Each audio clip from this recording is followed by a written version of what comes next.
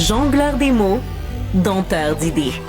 Mathieu Bock-Côté, tout un spectacle cérébral.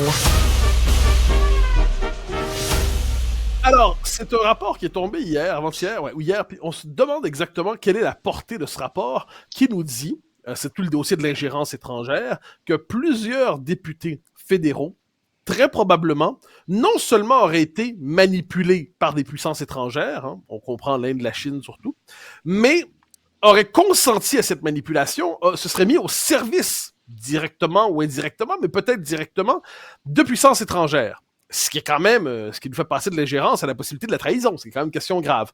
Pour nous éclairer sur cette question, nous recevons René Villemur, qui est député du Bloc québécois à Ottawa.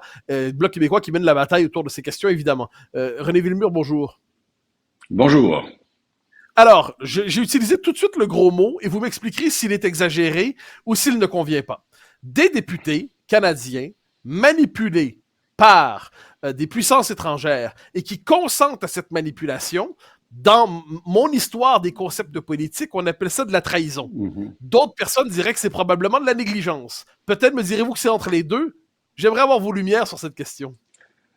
Ben, la négligence peut mener à la trahison. Il faut bien comprendre que la trahison, c'est l'acte de changer de fidélité, à quelque part, entre deux nations. Tiens, et dans le rapport des parlementaires sur la sécurité nationale, on a vu que des gens ont, de manière passive ou semi-passive, aidé des puissances étrangères. Maintenant, on comprend qu'il y a des gens qui ont peut-être simplement fourni de l'information dans le cadre d'une conversation, et qu'ils ne se sont pas rendus compte dans le fond, qu'on les espionnait ou qu'on les observait.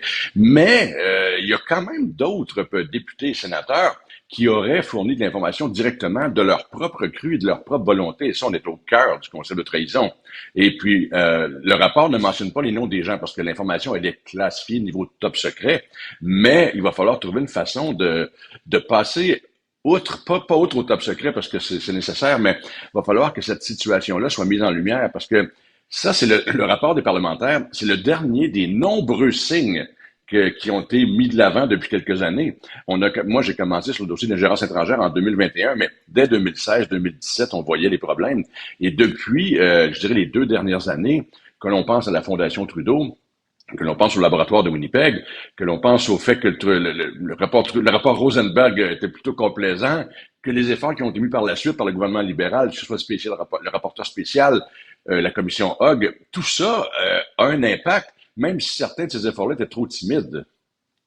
Alors, vous nous parlez, effectivement, c'est pas d'hier qu'on connaît l'histoire, mais je dirais que depuis quelques années, vous me corrigerez encore une fois si je me trompe, mais j'ai l'impression que le gouvernement a tout fait pour refouler, pour empêcher que cette histoire ne surgisse dans l'espace public. Alors, soit c'est de l'incompétence de classe mondiale, il faut pas exclure cette possibilité, ou alors le gouvernement avait certains doutes, avait certaines convictions, certaines certitudes, et ne voulait pas les voir sortir. Est-ce que ces deux hypothèses vous semblent crédibles? Et si oui, comment les interprétez-vous? C'est deux hypothèses qui peuvent cohabiter. Premièrement, parce que on remarque une chose. Le gouvernement Trudeau, depuis son arrivée au pouvoir en 2015, n'a pas de politique claire en matière d'affaires étrangères. Donc, on a eu 5 ministres en 7 ou 8 ans, ce qui est déjà pas un signe de stabilité diplomatique. Et puis, on se rend compte que la naïveté qui animait ce gouvernement-là en matière d'affaires étrangères, toujours depuis le début, elle est de classe mondiale. Donc, on est une cible de choix parce qu'on n'est pas protégé.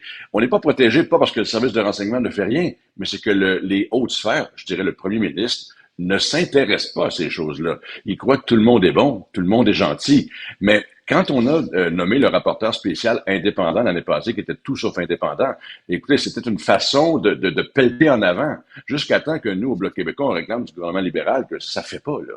Et là, la commission Hogg a été désignée. On a participé à la mise sur pied. Mais on se rend compte, dans le dernier rapport de la commission Hogg, que les documents qui devaient lui être remis ne lui ont pas tous été remis. Donc, encore là, face à une juge, dans une commission qui a été mise par le gouvernement, on retarde encore. Moi, c'est un signe actif de passivité extrême. Alors, il y a une autre dimension à travers ça. Donc, on comprend qu'il y a la possibilité de députés qui a appelons ça une loyauté approximative au pays qu'ils prétendent représenter. Mais il y a une autre dimension qui me semble absente, ou si elle n'est pas absente, elle me semble exagérément neutralisée. C'est les conditions structurelles qui font en sorte que l'ingérence étrangère est favorisée au Canada. Je vous en soumets quelques-unes. Présence de diaspora, qui sont Mhm. incités par le régime canadien à se définir d'abord par leur communauté d'origine plutôt que par leur appartenance canadienne, influence de pays étrangers qui voient comment manipuler ces diasporas. J'ajouterais aussi là-dedans complaisance historique du Parti libéral du Canada pour le régime chinois. On peut ajouter à ça difficulté d'intégration des populations. Donc, j'ai l'impression que ça, c'est la part absente de la réflexion. Donc, on peut à la fin Mhm. dire, ben oui, il y a des cas individuels les uns les autres, mais si on ne tient pas compte de cette infrastructure, on ne comprendra pas pourquoi le Canada est particulièrement sensible à l'ingérence étrangère.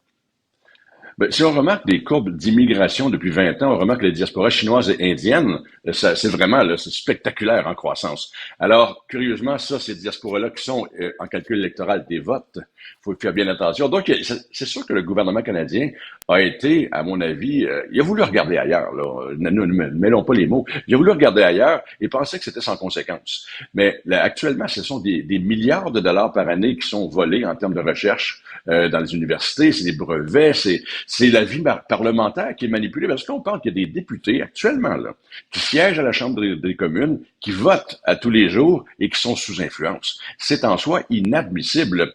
Face à l'ingérence étrangère, des pays comme les États-Unis ont depuis longtemps poursuivi des gens, alors qu'actuellement on est en train d'étudier une loi sur l'ingérence étrangère qui, vous allez être surpris, ne définit même pas ce qu'est l'ingérence étrangère.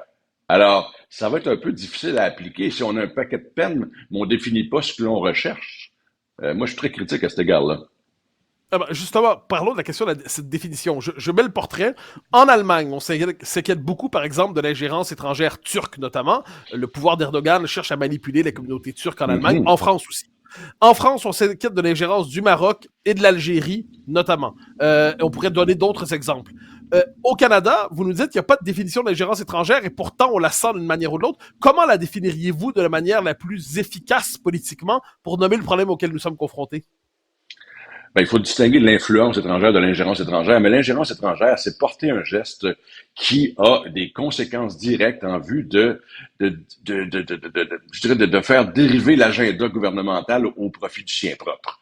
Alors ça, pour moi, c'est de l'ingérence comme telle. L'étranger, il faut faire attention parce que souvent, on va dire un citoyen chinois au Canada, je dis chinois parce que le nombre nous fait parler, mais un citoyen chinois ayant la citoyenneté canadienne qui exerce une activité d'influence pour faire modifier les politiques publiques, c'est également de l'ingérence étrangère parce qu'il ne le fait pas de son propre chef. Il le fait sous commande, volontaire ou non, là, parce que les diasporas sont quand même mises sous tension. Mais il reste que devant l'absence d'une définition claire de l'ingérence étrangère, on va être devant un flou. Là. Moi, dans le comité parlementaire qui étudie ça, sur lequel je siège, j'ai amené plusieurs exemples en disant, si on met ces exemples dans la moulinette que vous nous proposez au gouvernement, là, est-ce qu'en bout de ligne, on a empêché ou arrêté la chose? Et pour l'instant, sur les 4 exemples amenés, c'est 4 fois 0.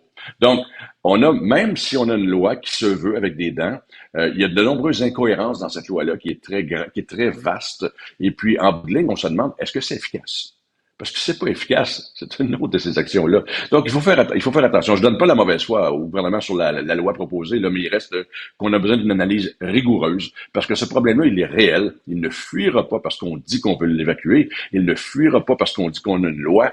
Une loi, encore faut-il qu'elle soit applicable, que sa mise en œuvre ait un succès et puis qu'on finisse par avoir des résultats, qu'il y ait des conséquences à l'application de la loi et non pas simplement un vœu pieux comme à l'habitude. Mais est-ce qu'on peut dire que le gouvernement n'est pas, il est limité en fait par toute une série de principes auxquels il adhère, qui l'empêchent de lutter contre l'ingérence étrangère. Je m'explique. L'immigration massive qui crée des communautés qui sont par effet diasporique liées à leur pays d'origine.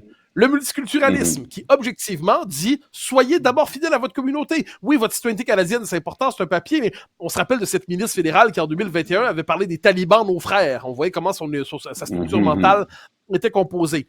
Donc, est-ce que pour remettre en question l'influence étrangère, ça n'impliquerait pas de sortir d'un certain type de citoyenneté canadienne qui a été mis de l'avant depuis longtemps et qui donne aujourd'hui tous ses effets? J'ai l'impression que c'est l'angle mort de cette réflexion.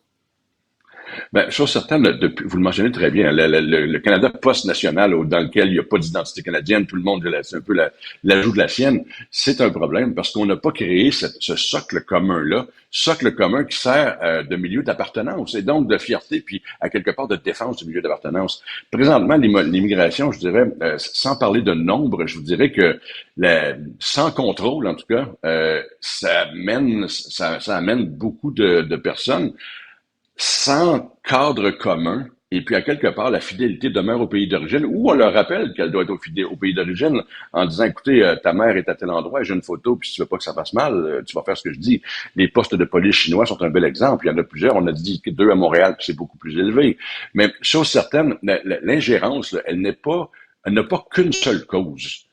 L'immigration est une des causes. La naïveté du gouvernement qui croit que tout le monde est beau, tout le monde est gentil. Écoutez, quand on a vu en 2017 ou 16, je crois, Justin Trudeau aller en Inde, se déguisant en Indien et ayant parmi son entourage un terroriste sikh, franchement, je veux dire, c'est pas parce que la GRC ou le CRS l'avait pas dit, là. C'est parce qu'on veut pas l'entendre. Et ça, justement, quand un premier ministre avoue devant ses pairs, je ne lis pas les rapports sur l'ingérence étrangère, je m'en fais faire des résumés oraux, moi, ça me donne froid dans le dos, là. À quelque part, parmi ses tâches, je comprends que le Parti libéral aime beaucoup ça, les campagnes électorales et être réélu, là, mais il y a également une gouvernance et on doit gouverner pour tous ceux, même ceux qui ne nous ont pas élus, là. Alors, là-dedans, c'est très dangereux. Au Québec, on voit des éléments, des entités comme Hydro-Québec qui font l'objet d'ingérence étrangère, et c'est une loi fédérale qu'il faut devoir les protéger. Donc, il y a lieu de perdre cette candeur ou cette naïveté-là qui anime le gouvernement. Et je doute qu'il puisse la perdre, mais il va falloir que quelqu'un agisse parce que c'est intenable et inacceptable. Le gouvernement libéral a banalisé et banalise toujours l'ingérence étrangère. René Villemur, député du Bloc québécois à Ottawa, merci infiniment pour votre temps ce matin. Merci. Au revoir.